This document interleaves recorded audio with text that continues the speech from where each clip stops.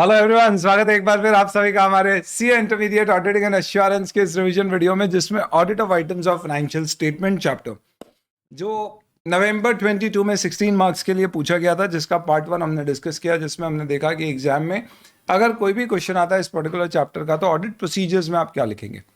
Second part में अब हम डिस्कस करने वाले हैं कि इस चैप्टर में कई बार आपसे पूछा जाएगा कि डिस्क्लोजर्स आपको एज पर शेड्यूल 3 पार्ट 1 या डिवीजन 1 क्या देना होंगे।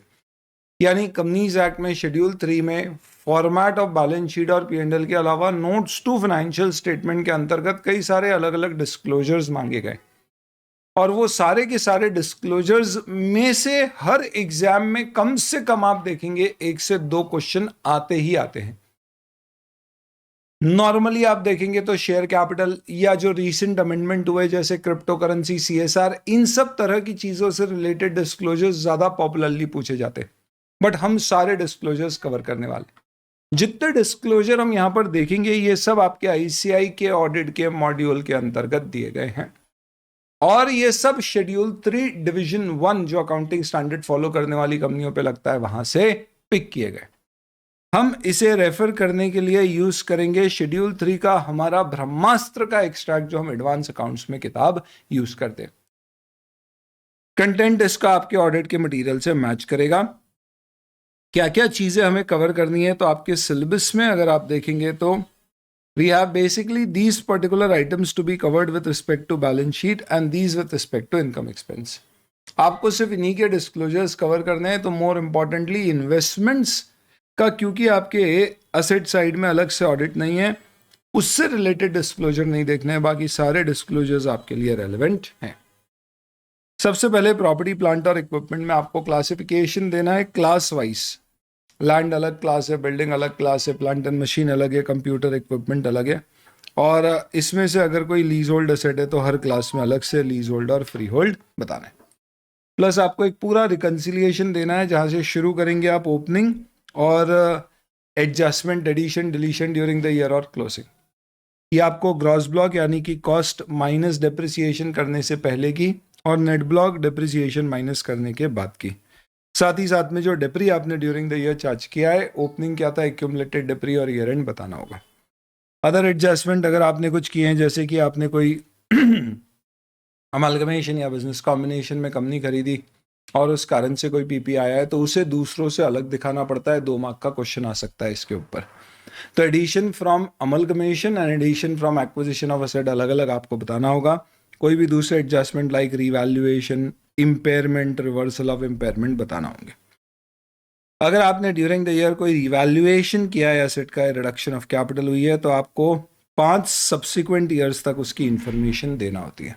प्लस रिवैल्यूएशन से रिलेटेड एक एडिशनल डिस्क्लोजर है जो 2021 में इनकॉर्पोरेट किया गया था। वो सारे अमेंडमेंट्स आखिरी में डिस्कस करेंगे एक साथ, क्योंकि वो एग्जाम के लिए सबसे ज़्यादा इम्पॉर्टेंट है।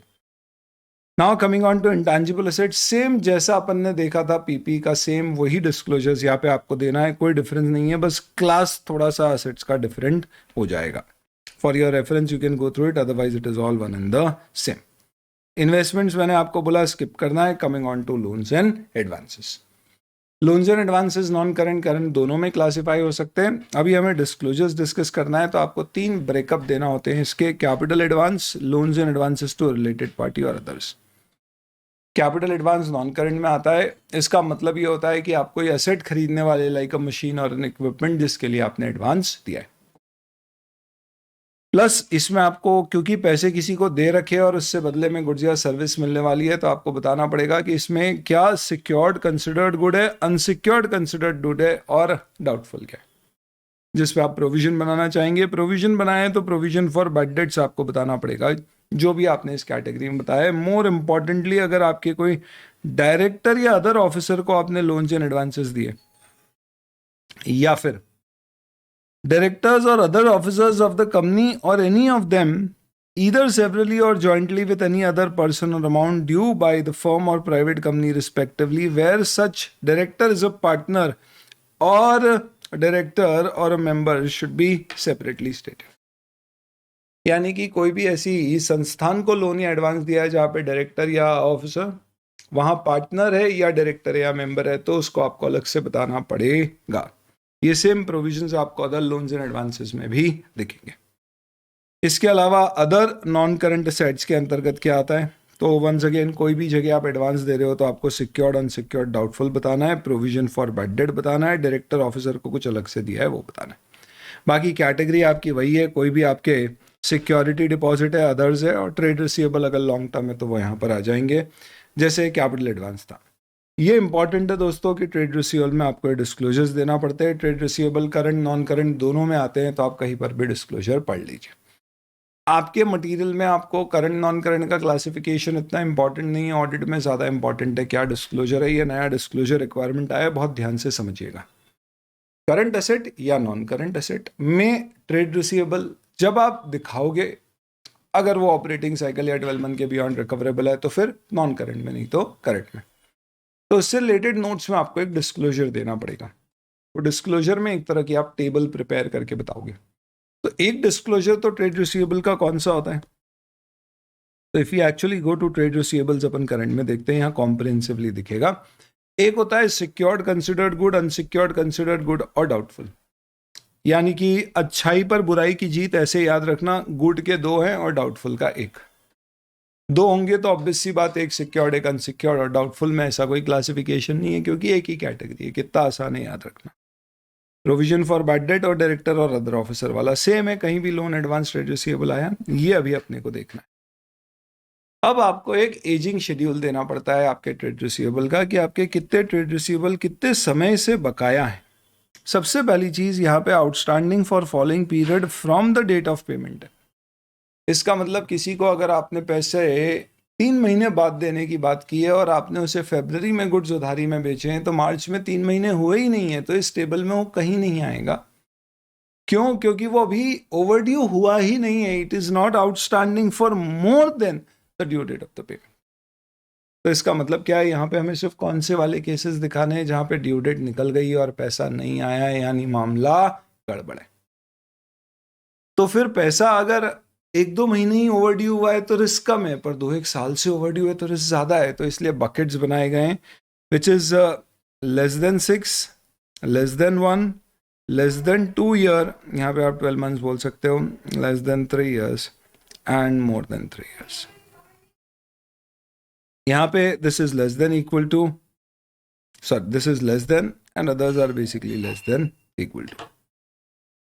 तो आपको इस ब्रैकेट में बताना है कि भाई आपके ट्रेड रिसीवेबल ओवरड्यू कितने समय से। तो सर मैंने किसी को माल उधारी पे बेचा और उससे ड्यू डेट ही स्पेसिफाई नहीं की पैसे कब देना है, तो उस पर्टिकुलर केस में जहां ड्यू डेट स्पेसिफाइड नहीं है, जिस दिन ट्रांजैक्शन हुआ है उसी दिन ड्यू डेट मान ली जाएगी।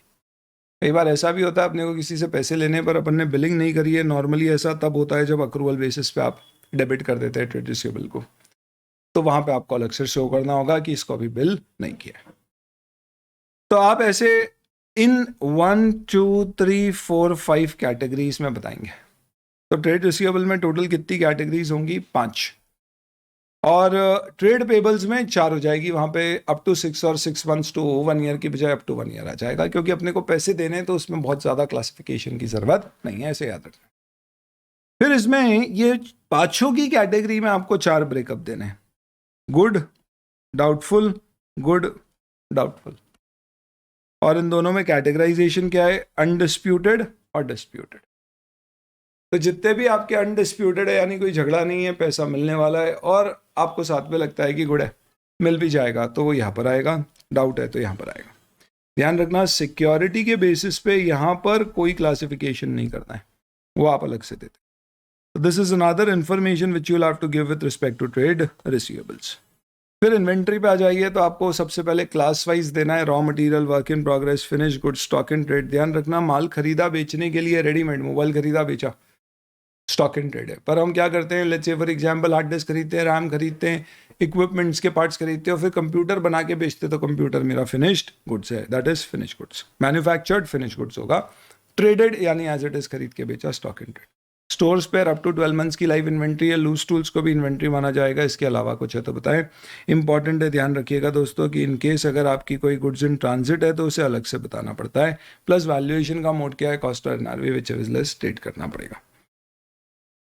इन्वेस्टमेंट है नहीं आपके सिलेबस में, स्किप कर दीजिए। कैश और कैश इक्विवेलेंट इंपॉर्टेंट है।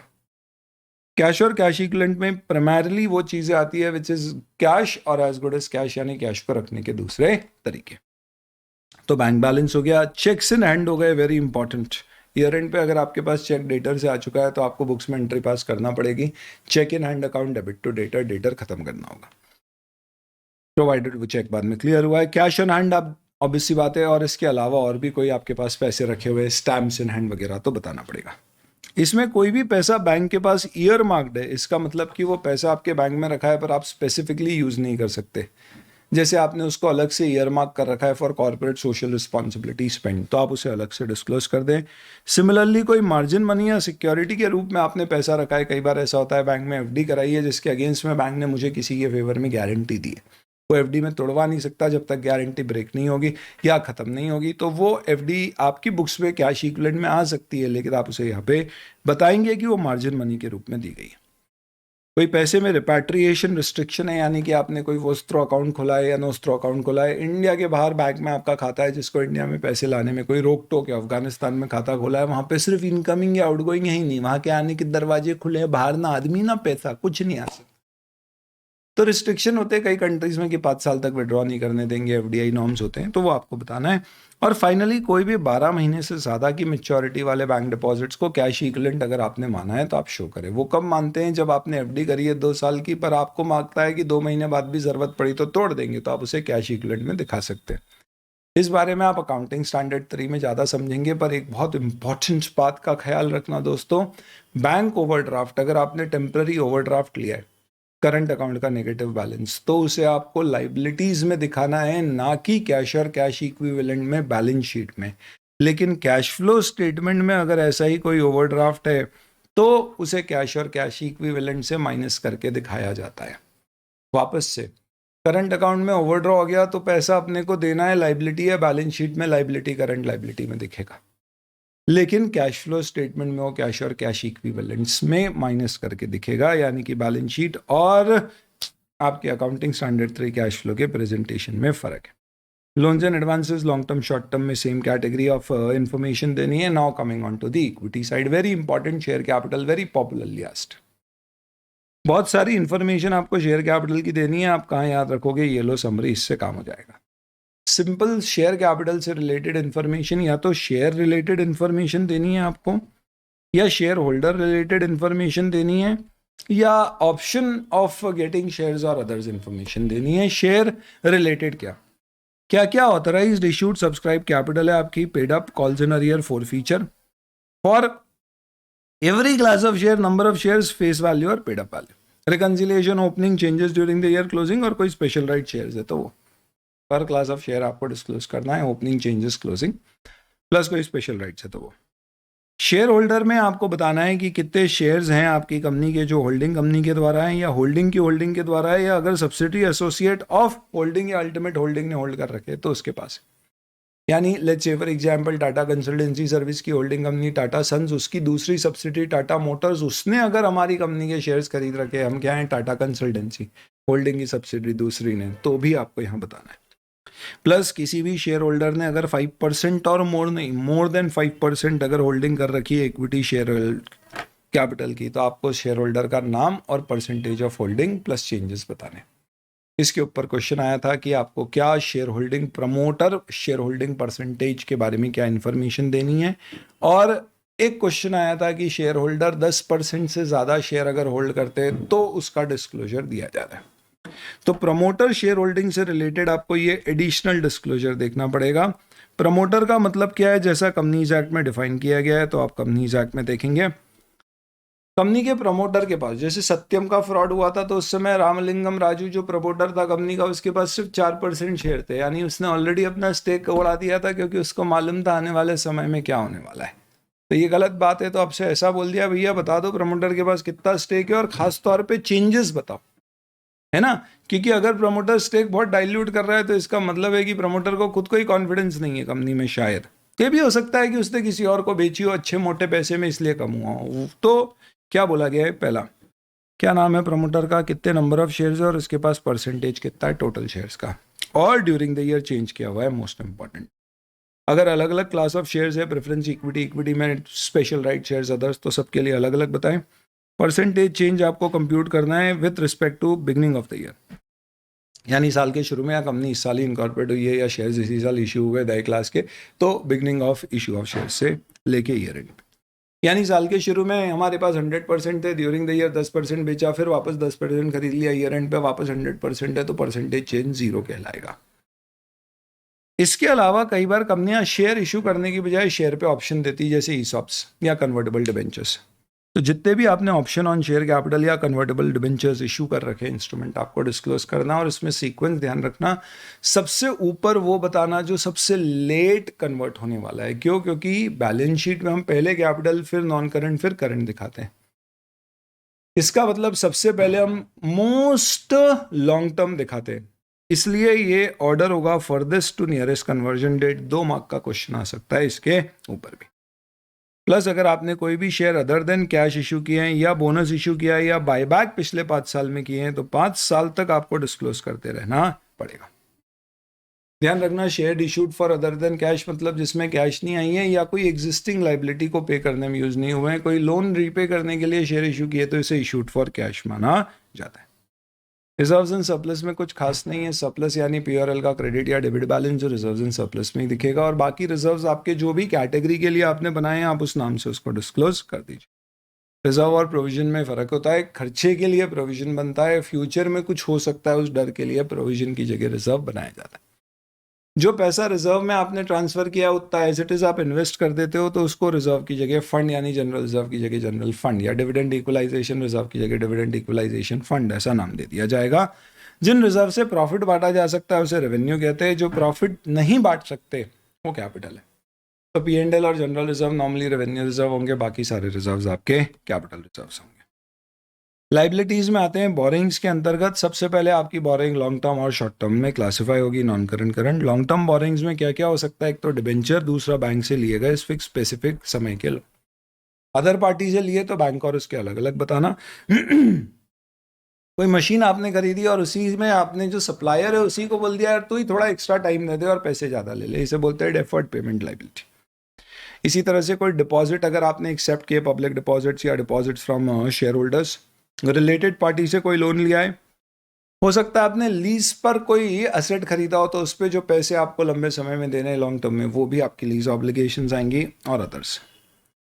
बोरिंग्स में आपको क्लासिफिकेशन एक तो सिक्योरिटी के आधार पे देना है, सिक्योर्ड अनसिक्योर्ड, जैसा ट्रेड रिसीवेबल्स में या लोन्स एंड एडवांसेस में था, पर वहाँ पे अनसिक्योर्ड में हम गुड और डाउटफुल अलग अलग बताते थे।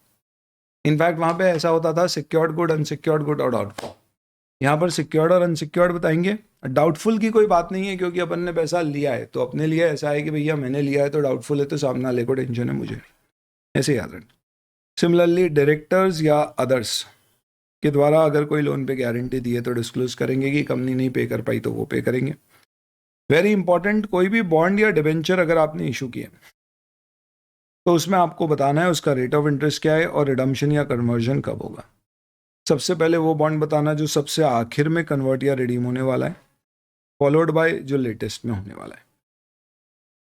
इसके लिए आपको क्या देखना है, आपके सबसे पहले इंस्टॉलमेंट किसकी ड्यू हो रही है, वो सबसे ज़्यादा करंट है, वो सबसे नीचे डिस्क्लोज होगा।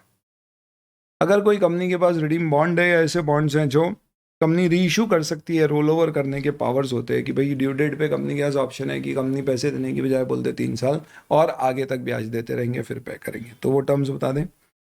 टर्म लोन्स अगर आपने बैंक से लिए तो उसकी रीपेमेंट टर्म्स आपको बतानी है, यानी यहाँ पे इंटरेस्ट बताने की ज़रूरत नहीं है जैसे आपको बॉन्ड डिबेंचर में बताना है।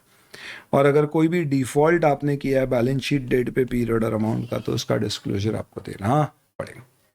डिफ़ॉल्ट का मतलब होता है दोस्तों कि आपने पैसे लिए और उसको समय पर चुकाए नहीं है, that is something which is default. कारों में भी there are clauses with respect to fund utilisation और नॉन रीपेमेंट ऑफ ड्यूज 910 के अंतर्गत, वो आपको वहाँ पे भी ऑडिटर को रिपोर्ट करना है, ये फाइनेंशियल स्टेटमेंट में हमें रिपोर्ट करना है। इसी तरह से अगर कोई फंड्स आपने जिस पर्पस के लिए लिए थे वहाँ यूज़ नहीं किए तो भी आपको डिस्क्लोज करना पड़ता है in the financial statement notes. बाकी ठीक है, this is not important. Long term provisions, normally provisions को आप एम्प्लॉय बेनिफिट्स और अदर्स में करोगे। Boring long term short term similar होगी। ट्रेड पेबल्स के केस में जैसा अपन ने ट्रेड रिसीवेबल्स में देखा था सेम उस तरह से यहाँ पे आपको देना है, पर यहाँ पे 4 ही बकेट है। 6 to 12 और 0 to 6 की बजाय एक ही है लेस देन 1 ईयर, फिर 1 to 2 years, 2 to 3 years and more than 3 years। तो इस तरह से आपको डिस्क्लोजर देना है। वहां पे देखा था अपन ने डिस्प्यूटेड अनडिस्प्यूटेड, ट्रेड पेबल में डिस्प्यूटेड अनडिस्प्यूटेड नहीं आएगा क्या? तो यहाँ पर भी हो सकता है कि भैया सामने वाला मांग रहा है पर हम डिस्प्यूट कर रहे हैं, नहीं देना है, तो ट्रेड पेबल्स के केस में डिस्प्यूटेड अनडिस्प्यूटेड होगा, पर यह गुड और डाउटफुल नहीं हो सकता है, ऑब्वियस सी बात है, क्योंकि पैसे किसी से लिए तो मेरे को डर है कि उसने नहीं दिए, तो मैंने दिए हैं तो मैं थोड़ी ना बताऊंगा मुझे डर है कि मैं नहीं दूंगा वापस। तो यहाँ कहीं भी डाउटफुल अनडाउटफुल नहीं आएगा, इसलिए यहाँ classification micro small medium enterprise को कितने देने हैं और अदर्स को कितने देने हैं ये बताना है। इसके अलावा एमएसएमई एक्ट के कुछ डिस्क्लोजर्स होते हैं इंटरमीडिएट लेवल पे, बहुत ज़्यादा क्रिटिकल नहीं है, जिसमें कोई माइक्रो या स्मॉल एंटरप्राइज के आपके ड्यूज़ है, आपने उसको पे नहीं किया है समय पे, तो डिटेल्स देना होती है। बाकी अदर करंट लाइबिलिटीज़ में इस तरह की अदर लाइबिलिटीज़ आती है, not very important. Yes, disclosures पे आते हैं वापस। कंटिजेंट लाइबिलिटी पे 3 कैटेगरी मिनिमम बतानी है। Claims not acknowledged as debt, यानी कस्टमर ने या किसी थर्ड पार्टी ने हमारी कंपनी पे क्लेम किया है कि आपके प्रोडक्ट में खराबी है, एम्प्लॉय ने क्लेम कर दिया कि आप बदमाशी कर रहे हो, सैलरी काट रहे हो, वर्क प्लेस आपकी ठीक नहीं है, फ्रॉड हो रहा है, और अभी हमने नहीं माना है कि इसमें कोई लाइबिलिटी आएगी, तो इसे आप यहाँ डिस्क्लोज कर सकते हो अगर आपको लगता है ये कंटिजेंट लाइबिलिटी है। सिमिलरली अगर आपने किसी को गारंटी दी है तो ऑब्वियस सी बात है वो पे नहीं करेगा प्रिंसिपल डेटर, तो आपको देना होगा, तो आपकी कंडीशनल या कंटिजेंट लाइबिलिटी है, तो यहाँ पे शो होगा, और इसके अलावा कुछ और है। तो सिमिलरली आपने कोई एसेट खरीदने का कमिटमेंट किया है, तो अभी आपको एसेट आएगा तभी आपको पैसा देना है, नहीं तो नहीं देना है, तो ये बुक्स पे अकाउंट नहीं होगा, पर इसे कैपिटल कमिटमेंट में डिस्क्लोज किया जाएगा। सेम वैसे ही जैसे आपने पार्टली पेड इक्विटी शेयर्स किसी कंपनी के खरीदे तो अनकॉल्ड कैपिटल देना ही पड़ेगा, नहीं दिया तो आपका बचा हुआ जो पैसा आपने दिया है वो भी फॉरफिट हो जाएगा, तो ये भी एक तरह का कैपिटल कमिटमेंट है। और अदर्स, अब सबसे इंपॉर्टेंट अदर डिस्क्लोजर्स आपको देखना है। फर्स्ट, कोई भी डिविडेंड अगर प्रपोज किया है तो उसे लाइबिलिटी नहीं दिखाना, नोट्स में डिस्क्लोज करना। कोई भी सिक्योरिटी अगर आपने स्पेसिफिक पर्पस के लिए इशू की है तो उसका जो भी पैसा अनयूज्ड है या मिसयूज्ड है वो आपको बताना पड़ेगा। जैसे प्रोस्पेक्टस में दिया था कि हम इससे फैक्ट्री बनाएंगे और आपने कोई लोन रिपे कर दिया तो बताना पड़ेगा, या वो अभी भी फैक्ट्री बनाने में यूज होना बाकी है, पड़ा हुआ है पैसा, तो भी आप बता दें इतना pending utilisation. Same applies to borrowings from bank और financial institution as it applies to security. Related party से लोन लिया तो ये डिस्क्लोजर नहीं है, बैंक फाइनेंशियल इंस्टीट्यूशन से या कोई सिक्योरिटी इशू करके डिबेंचर्स जैसा। तो देन अगर कोई भी इंटेंजिबल एसेट या नॉन करेंट इन्वेस्टमेंट है जिसका आपको लगता है रियलाइजेबल वैल्यू नहीं है, आप डिस्क्लोज कर सकते हैं। प्रपोज डिविडेंड बता दिया। क्यूमुलेटिव प्रेफरेंस शेयर पे अगर किसी प्रकार का कोई अरियर्स ऑफ डिविडेंड है तो उसे नोट्स में डिस्क्लोज करना है, कंटिजेंट लाइबिलिटी में नहीं, ना बैलेंस शीट में लाइबिलिटी में, सिर्फ एज एन इन्फॉर्मेशन। अब ये सबसे इंपॉर्टेंट डिस्क्लोजर्स है जो 2021 में ऐड किए गए थे, जिसके ऊपर मल्टीपल टाइम्स क्वेश्चंस पूछे जा चुके हैं और भी आगे भी आ सकते हैं। पहला, ये सब कारों में भी हैं पॉइंट्स। फर्स्ट, इसीलिए कारो 2020 में रिवाइज हुई थी और एप्लीकेबल उसे 2021 के बाद किया गया था, क्योंकि शेड्यूल 3 पे या विटबिट्स 21 में आए थे। Title deeds of immovable property not held in the name of the company. तुम कोई भी जमीन या बिल्डिंग, इमूवेबल प्रॉपर्टी में दो ही चीजें आती है, लैंड, बिल्डिंग और बोथ। खरीदते हो तो उसकी रजिस्ट्रार में रजिस्ट्री होती है, तुम्हारे नाम पे चढ़ती है जमीन, तुम्हारे नाम पे फिर रजिस्ट्री दिखेगी जो तुम लैंड रेवेन्यू रिकॉर्ड्स में चेक कर सकते हो। तो कंपनी ने खरीदी तो कंपनी के नाम पे चढ़ना चाहिए, पर अगर कंपनी ने अपने नाम पे नहीं चढ़ाई, क्यों नहीं चढ़ाई, क्या कारण हो सकता है? हो सकता है कि डील अभी हुई हो और रजिस्ट्री पेंडिंग हो कुछ समय के लिए, हो सकता है कोई लीगल रिस्ट्रिक्शन के कारण हो सकता है कंपनी ने प्रमोटर के नाम पे ले लियो कोई चोरी चकारी करने के उद्देश्य से कि भैया आगे जाके प्रमोटर को मिल जाए। तो इसलिए बोला गया है कि जितनी बैलेंस शीट में आपके इमूवेबल प्रॉपर्टी एसेट्स दिख रही है, वेदर पीपी और इन्वेस्टमेंट्स के रूप में, वो सारी की सारी इमूवेबल प्रॉपर्टी कंपनी के नाम पर अगर नहीं है तो आप डिस्क्लोज करो। बैलेंस शीट में किस नाम में दिख रही है वो, पीपी में, इन्वेस्टमेंट प्रॉपर्टी में, पीपी नॉट इन यूज कहाँ पे, क्या डिस्क्रिप्शन है, लैंड है, बिल्डिंग है, दोनों है, क्या उसकी ग्रॉस कैरिंग वैल्यू है यानी कॉस्ट है, क्या title deed held in the name of company है, नहीं है तो ही डिस्क्लोज करोगे, हेल्ड है तो डिस्क्लोज नहीं करना है। तो किसके नाम पर है? क्या वो आदमी कंपनी का प्रमोटर डायरेक्टर या रिलेटिव ऑफ प्रमोटर डायरेक्टर या एम्प्लॉय ऑफ प्रमोटर डायरेक्टर तो नहीं है, तीनों याद रखना, प्रमोटर डायरेक्टर, उसका रिलेटिव या एम्प्लॉय, इनकी डेफिनेशन नहीं देखेंगे अपन यहाँ। कब से ऐसा है कि उसके नाम पर है और क्या कारण है कि ये कंपनी के नाम पर नहीं है, ये आप बताइए। ठीक है, तो this is one disclosure which you will have to give if the title deeds are not held in the name of the company. इसका कारो का आपका पैरा 3 का क्लॉज 1 भी इसके बारे में बात करता है। चल 1 ABCDE उसमें पॉइंट्स है अलग अलग उसके अंतर्गत, तो जो BCDE पॉइंट्स है उससे रिलेटेड यहाँ पे डिस्क्लोजर्स है। नेक्स्ट, अगर कोई रिवैल्यूएशन हुआ है दोस्तों ड्यूरिंग द ईयर, तो आपको कंपल्सरली क्या बताना है, क्या रिवैल्यूएशन रजिस्टर्ड वैल्यूअर के द्वारा हुआ है या प्लस अगर वैल्यूएशन में चेंजेस 10% उससे ज़्यादा है तो फिर आपको रिवैल्यूएशन के डिफरेंसेस भी एक्सप्लेन करना होंगे। नेक्स्ट, अगर पहले मैं पीपी रिलेटेड बता देता हूँ, कैपिटल वर्क इन प्रोग्रेस है, यानी काम अभी चल रहा है, इन प्रोग्रेस है। तो CWIP को बैलेंस शीट में अलग से दिखाते हैं पीपी के अंदर आखिर में, but as a separate line item in the balance sheet. उस पर आपको डिटेल्स देना होती है, ओपनिंग, चेंजेस, क्लोजिंग। ज़्यादा दिक्कत क्या होती है कैपिटल वर्क इन प्रोग्रेस में कि आपने काम शुरू किया है और 5 साल से फैक्ट्री बन रही है। कहीं ऐसा तो नहीं है बन भी गई है, चालू भी हो गई है, कंपनी सिर्फ CWIP दिखा रही है, क्योंकि CWIP पे डेप्री नहीं लगाना पड़ता है। इसलिए कहा गया है कि आपका कितना कैपिटल वर्क इन प्रोग्रेस है और उसका क्या एजिंग शेड्यूल है, कितने समय से वो CWIP में पड़ा हुआ है। साल भर हुआ है काम शुरू हुए, 1 से 2, 2 से 3 या 3 से ज़्यादा साल हुए, और क्या काम चल रहा है या रुका हुआ है। क्या होगा, आप समझो कि अगर यहाँ पे कोई अमाउंट आ रहा है, इसका मतलब 3 साल ऊपर हो गए, काम भी रुका हुआ है और अभी तक इन प्रोग्रेस है, मतलब गड़बड़ है दोस्तों। शायद ये पैसा जो लगाया ये डूब तो नहीं गया, ऑडिटर चेक करे और यूजर को भी पता। पर ये तो कौन से प्रोजेक्ट की बात हो गई जिसपे काम चल रहा है। अब ओवरड्यू हो सकता है मेरा प्रोजेक्ट ही इतना बड़ा था कि 5 साल का था। भाई दुबई में अपन क्या कर रहे हैं, न्यू सिटी बना रहे, वो 20 साल का तो प्रोजेक्ट ही है, तो मालूम ही है 20 साल तक काम होना ही है, तो वो मोर देन 3 ईयर में दिखेगा, इन प्रोग्रेस दिखेगा। तो अब हमें ये भी जानना है कि क्या ये प्रोजेक्ट रुका हुआ तो नहीं है, या मोर इंपॉर्टेंटली ओवरड्यू तो नहीं है। सोचा था 20 साल में बनना है, 25 तो नहीं हो गए। तो for any capital work in progress where completion is overdue और is exceeded its cost in comparison to the overall plan, यानी टाइम और कॉस्ट ओवररन कहते हैं। सोचा था 20 साल में बनेगा, 20 में भी नहीं बना तो कॉस्ट टाइम ओवररन हो गया। 2 करोड़ में बनेगा, उससे ज़्यादा लग गए तो कॉस्ट ओवररन। तो आप बताइए कि अब क्या लग रहा है, ये कितने समय के अंदर अंदर आप कंप्लीट कर दोगे। 12 महीने में, 1 से 2 साल, 2 से 3 या 3 से ज़्यादा। प्रोजेक्ट वाइज डिटेल आपको देना पड़ेगी। पीपी की तरह इंटेंजिबल अंडर डेवलपमेंट पे भी CWIP जैसे सिमिलर डिस्क्लोजर्स आपको देना है, ओवररन्स के भी, टाइम और कॉस्ट ओवररन्स के, और एजिंग शेड्यूल भी।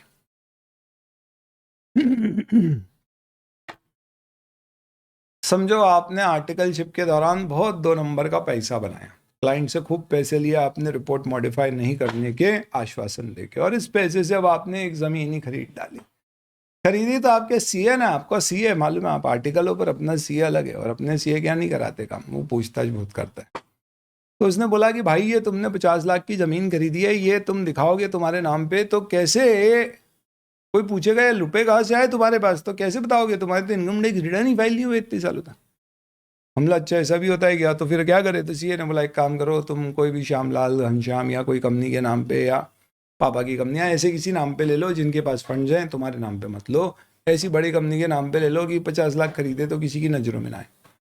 बोला ठीक है, उसके नाम पे रजिस्ट्री कर देते, क्या फ़र्क है।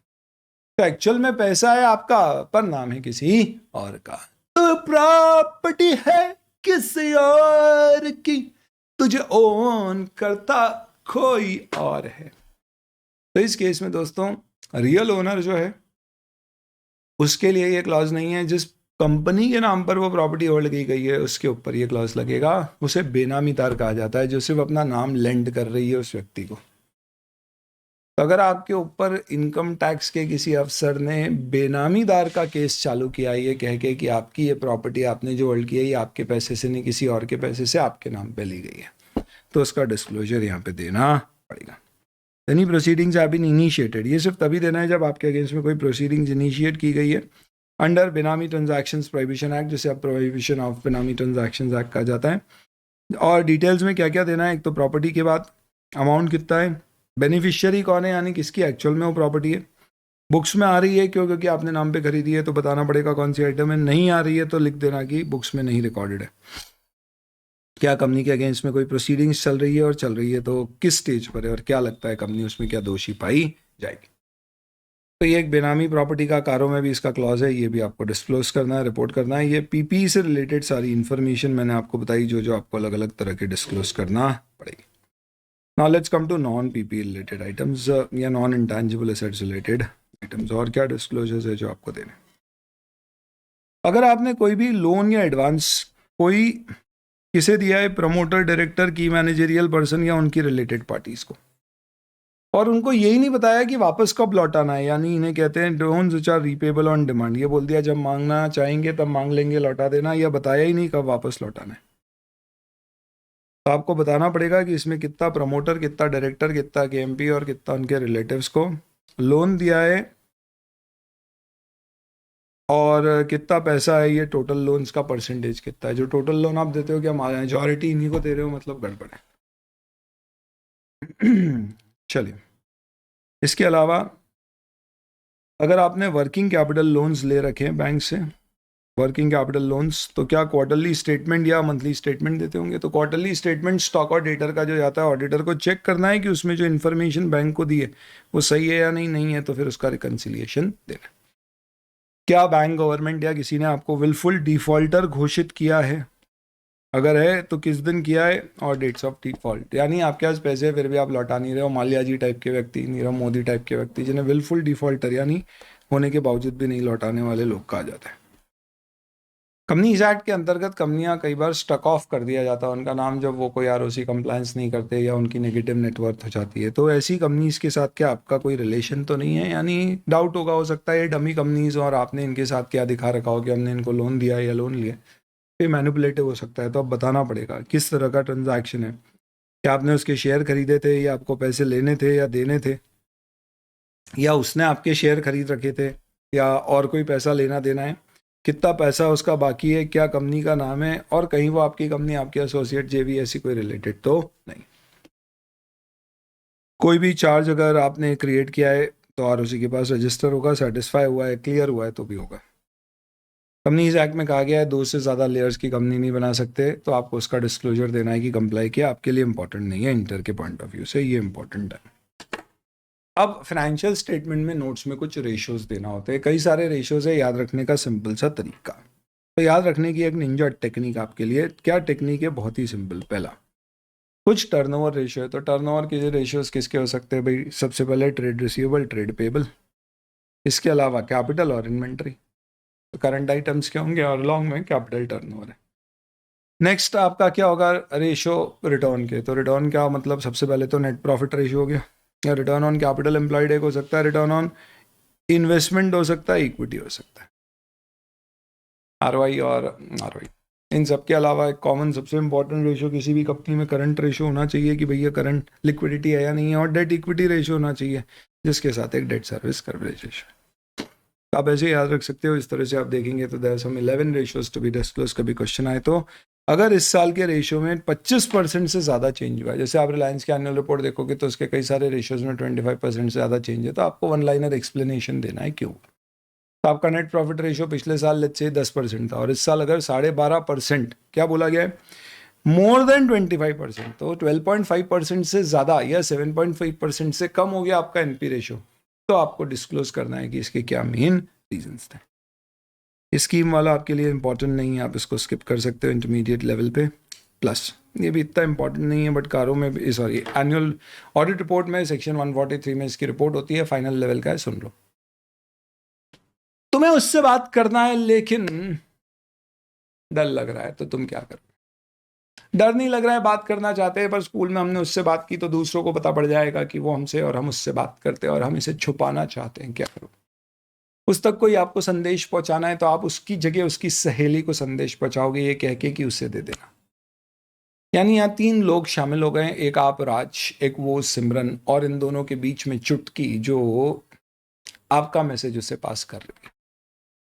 इंटरमीडियरी, अल्टीमेट बेनिफिशियरी और इन्वेस्टर, लेंडर। कंपनीज एक्ट में आप कहा गया है कि अगर आपने छुटकी इंटरमीडियरी को पैसे दिए हैं, ये कह के कि वो ये पैसे किसी और को दे दे, क्योंकि मैं उसमें डायरेक्ट नहीं लगा सकता, पॉसिबल है। Let's say for example Dubai की कंपनी ने इंडिया की कंपनी को पैसे देके बोला कि भैया इसे किंग्स 11 पंजाब में लगा दो, क्योंकि आईपीएल के नियम है कि किंग्स 11 पंजाब या कोई भी आईपीएल की फ्रेंचाइजी में बाहर की पार्टी इन्वेस्ट नहीं कर सकती।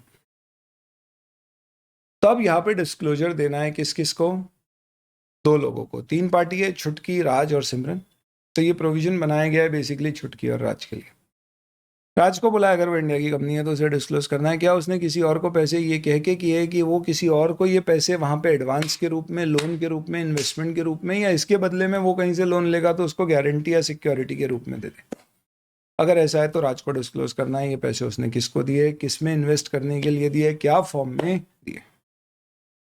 If a company has advanced loans or invested to any other person which is intermediary छुटकी with the understanding in writing or oral, you are directly indirectly ultimate beneficiary सिमरन में invest करेगी या guarantee security देगी किसको, सिमरन को, ताकि वो bank से लोन ले सके। तो डिस्क्लोज करना कि क्या तारीख पर और कितना अमाउंट आपने एडवांस लोन या इन्वेस्टमेंट के रूप में दिया है, प्लस उसमें से कितना अमाउंट है जो कि इंटरमीडियरी ने अल्टीमेट बेनिफिशियरी में लगा दिया है। इसी तरह से ये दोनों information with respect to guarantee आपको देना होगी और आपको ये इंप्रूव करना है कि prevention of money laundering act, companies act और फेमा के नियम का पालन हुआ है या नहीं, यानी कुछ लफड़े तो नहीं। सेकंड, छुटकी को भी डिस्क्लोजर देना है कि क्या उसे पैसे किसी से मिले हैं आगे इन्वेस्ट करने के लिए, तो वो सेम 4 सेट ऑफ डिस्क्लोजर छुटकी देगी। ये आपके सारे डिस्क्लोजर्स हो गए बैलेंस शीट रिलेटेड। अब P&L आइटम्स पे आ जाते हैं। नॉर्मली ऐसा होता है आखिरी की चीज़ है बच्चे फिर छोड़ देते हैं और उसी पे फिर इंस्टीट्यूट सवाल पूछ सकता है, तो इसलिए इसे नज़रअंदाज ना करें, हालांकि बहुत कॉमनली नहीं पूछा जाता है। सबसे पहले आपको रेवेन्यू में रेवेन्यू फ्रॉम ऑपरेशंस और अदर इनकम दिखाना है। रेवेन्यू फ्रॉम ऑपरेशन में sale of goods, sale of services और अदर ऑपरेटिंग इनकम दिखाना। अगर आप एक NGO सेक्शन 8 कंपनी है तो फिर आपके लिए ग्रांट्स और डोनेशन एक सेपरेट आइटम होगी जिसे रेवेन्यू फ्रॉम ऑपरेशंस में दिखाओगे। Excise duty, indirect tax minus करके बताना। फाइनेंस कंपनी के केस में रेवेन्यू फ्रॉम ऑपरेशन, इंटरेस्ट और अदर फाइनेंशियल इनकम। खर्चों में फाइनेंस कॉस्ट अलग से दिखाइएगा, इंटरेस्ट, बोरिंग और foreign exchange gain loss. Other income में इस तरह की आपकी इनकम हो सकती है non operating. Employ benefit expense के खर्चे में साफ साफ बताना कितना सैलरी वेजेस उसको देते हो, कितना उसको रिटायरमेंट बेनिफिट या PF वगैरह देते, स्टॉक ईसॉप्स कितने दिए और दूसरे खर्चे क्या। कंपलसरी है डेप्री एमोटाइजेशन का खर्चा अलग से बताना। इसके अलावा बाकी सारे खर्चे अगर 1% ऑफ रेवेन्यू फ्रॉम ऑपरेशन या 1 लाख दोनों में जो भी ज़्यादा है, उससे ज़्यादा है तो आपको डिस्क्लोज करना। तो कंपनी का revenue from operation let's say 100 crore है तो 1% 1 करोड़ है, तो 1 करोड़ से ऊपर के जो खर्चे साल भर में टोटल 1 करोड़ के ऊपर कोई खर्चा हुआ है तो आपको अलग से बताना है, नहीं तो आप उसे मिसलेनियस में डाल दो। 1% ऑफ रेवेन्यू फ्रॉम ऑपरेशन और 1 lakh whichever is higher, यानी 1 लाख से कम के खर्चे तो आप हमेशा मिसलेनियस में डाल के बता सकते हो। चलिए, और ये एक्सीड्स है यानी इससे ज़्यादा, यानी 1 लाख तक के खर्चे आप मिसलेनियस में डाल सकते हो। इंटरेस्ट इनकम, डिविडेंड इनकम, ये सब अलग अलग से बता दें। ऑडिटर को पैसा दिया है तो ऑडिट फीस के अलावा जो हेड में दिया है, tax, company law matter, management, other service reimbursement के फॉर्म में बता दे। अब तो नॉर्मली आप सिर्फ उससे ऑडिट ही करा पाओगे। सेक्शन 135 में कवर्ड हो तो कितना खर्चा CSR में किया है। कोई भी एक्सेप्शनल यानी ऑर्डिनरी बट नॉन रिकरिंग और ह्यूज इम्पैक्ट, नेचर, साइज और इंसिडेंस AS5 के अनुसार अलग से डिस्क्लोज करना है। एक्सेप्शनल तो अलग से बताएं और एक्स्ट्राऑर्डिनरी अलग बताएं। AS5 में आप देखेंगे दोनों में क्या फ़र्क होता है। और प्रायर पीरियड आइटम्स को आपको अलग से बताना पड़ेगा। वर्क इन प्रोग्रेस अगर है तो उसमें आप अलग अलग हेड्स बता दीजिए कि आपका एग्रीगेट ऑफ मटीरियल कितना सेटिसाइड किया है फॉर रिजर्व्स और विड्रॉल। सॉरी, ये वर्क इन प्रोग्रेस अगर है तो अलग से आपको बताना है, plus any amount, material amount which have been set amount for any particular specific purpose और रिजर्व, तो वो आपको बताना है कि कितना सेटिसाइड किया और उसमें से कितना विड्रॉ किया। जैसे कंटेंजेंसी फंड बनाया है इंश्योरेंस कंपनी ने कि भाई कोई नेचुरल कैलामिटी से खूब सारा कंपनसेशन आया तो उससे दूँ, कैटास्ट्रॉफ रिजर्व बोलते हैं। आप बता दीजिए इसमें कितना आपने ट्रांसफ़र किया। एंड सिमिलरली कोई प्रोविजन आपने बनाया और उससे क्या विड्रॉल हुआ है वो बता दें। इन हेड्स के खर्चों को आप अलग से फाइनेंशियल स्टेटमेंट P&L के फेस पे नहीं, नोट्स में बताओगे तो भी चलेगा, पर ये सब बताएं। डिविडेंड सब्सिडरी कंपनी से मिलाएं, कोई लॉसेस सब्सिडरी कंपनी के इन्वेस्टमेंट पे प्रोविजन बनाएं, अलग से बता दें। इंपॉर्टेंट है, आपको अदर इन्फॉर्मेशन में स्पेसिफिकली बताने के लिए कहा गया है दोस्तों, ध्यान रखिएगा कि आपके प्रॉफिट एंड लॉस अकाउंट के नोट्स में आपको बताना है कितना इंपोर्ट आपने CIF यानी कि कॉस्ट इंश्योरेंस फ्रेट यानी कि इंडिया के पोर्ट तक लाने के खर्चे, बेसिस पर आपने इंपोर्ट किया है with respect to raw material, component, spare part और कैपिटल गुड्स। कितना पैसा आपने services like royalty, know how, professional consultation fee का फॉरेन करेंसी में पे किया है, यानी total value of imported raw material plus services आपका कितना है, और कितना अमाउंट आपने बाहर भेजा है due to dividend in foreign currency. तो बेसिकली आपकी पूरी फॉरेन एक्सचेंज आउटफ्लो आप बता रहे हो। आगे फॉरेन एक्सचेंज की अर्निंग हुई है तो कितनी export of goods, services, royalty, interest, dividend या अदर फॉर्म में हुई है। तो आपको आउटफ्लो और इनफ्लो दोनों फॉरेन एक्सचेंज से रिलेटेड इस तरह से ब्रेकअप देके डिस्क्लोज करना। कोई भी अनडिस्क्लोज्ड इनकम है, इनकम एस्केपिंग असेसमेंट क्लॉज 8 है कारों का। आपकी इनकम टैक्स में इस साल आपके ऊपर नोटिस आया था कि आपने इतनी इनकम छुपाई है, इसको हम टैक्स में असेस करेंगे, तो आपको यहाँ पे रिपोर्ट करना पड़ेगा कि कंपनी ने इतनी इनकम टैक्स में डिक्लेयर की है कि उसने छुपाई थी, और बुक्स में उसने अभी तक उसे रिपोर्ट नहीं किया। तो ये सिर्फ तब बताना है जब आप इनकम टैक्स में मान चुके हो कि हाँ हमने छुपाई थी और सरेंडर कर चुके हो, टैक्स दे चुके हो। तो बुक्स में डेफिनेटली वो इनकम नहीं दिखाई है, तो आपको बुक्स में उसे डिस्क्लोज करना पड़ेगा, नहीं की तो यहाँ रिपोर्ट करना पड़ेगा। वेरी इंपॉर्टेंट, CSR अगर सेक्शन 135 आपके ऊपर लगता है तो आपको डिस्क्लोजर देना है, कितना खर्चा करना था, कितना किया है, कितना कम किया है पिछले सालों का और अब का मिला के कितना कम है, टोटल इसका क्या कारण है, किस तरह की एक्टिविटीज आप CSR में करते हो, रिलेटेड पार्टीज के साथ कोई ट्रांजैक्शन है क्या CSR के, कि हम हमारे कोई एक एस्टैब्लिश्ड फंड या जैसे रिलायंस अपने सारी कंपनी का रिलायंस फाउंडेशन में CSR कंट्रीब्यूट करता है और वो खर्चा करती है, तो बताना पड़ेगा। Similarly provision is made with respect to liability entering into contractual obligations, तो movement in that obligation, यानी आपने CSR का कोई liability का provision बनाया तो उसके movements आप बता दें। इस पे क्वेश्चन आ चुका है, अगर आपने क्रिप्टो या वर्चुअल करेंसी किसी भी तरह की क्रिप्टो कॉइन्स या क्रिप्टो कूपन्स के फॉर्म में होल्ड कर रखे जिसमें आपने ट्रेडिंग या इन्वेस्टमेंट किया है, तो आपको बताना है क्या प्रॉफिट और लॉस उस ट्रांजैक्शन में आपको हुआ है, और ईयर एंड पे आपके पास कितनी प्रॉपर्टी है, प्लस आपने क्या किसी को डिपॉजिट या एडवांस दे रखा है क्रिप्टो या वर्चुअल करेंसी में ट्रेड करने के लिए। इन सब के अलावा कंसोलिडेटेड फाइनेंशियल स्टेटमेंट, जैसे आप नॉर्मल फाइनेंशियल स्टेटमेंट बनाते हैं वैसे ही बनाएंगे, बस प्रॉफिट में जो माइनॉरिटी इंटरेस्ट है वो अलग से दिखाएंगे, और माइनॉरिटी इंटरेस्ट को बैलेंस शीट में इक्विटी का पार्ट माना जाएगा ना कि लाइबिलिटी का, पर उसे सेपरेट हेड में माइनॉरिटी इंटरेस्ट के साथ शो किया जाएगा। शेड्यूल 3 में आपको कुछ कंसोलिडेटेड के डिस्क्लोजर्स देना है, that is not relevant for you as such for audit, वो आपके FR के पॉइंट ऑफ व्यू से रेलेवेंट है। ये सब डिस्क्लोजर्स है, इसी के साथ audit of items of financial statement revision lecture part 2 जहाँ पे हमने शेड्यूल 3 के डिस्क्लोजर्स डिस्कस कर लिए भी हमारा कवर हो जाता है।